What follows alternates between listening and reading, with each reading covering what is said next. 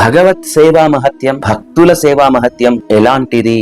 మనకి పురాణంలో ఒక చిన్న కథ ఉందండి. ఒక టైలర్, దర్జీ తన మనసులో ఒక కోరిక పుట్టిందట.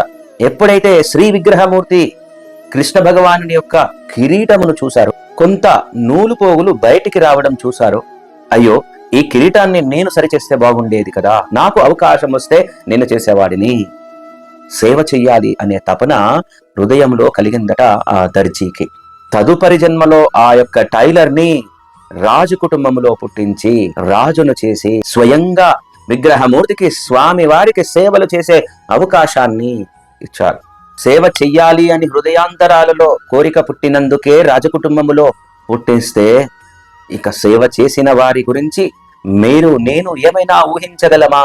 ఆ సేవ అనేది ఎలాంటి ఆశ అనేది లేకుండా హృదయపూర్వకముగా భగవంతుడి సంతృప్తి కోసం మాత్రమే ఉండాలి. సేవ చేస్తూ పేరు ప్రతిష్టల కోసం ప్రాకులాడే విధముగా ఉంటే మాత్రం బూడిదలో పోసిన పన్నీర్ అవుతుంది.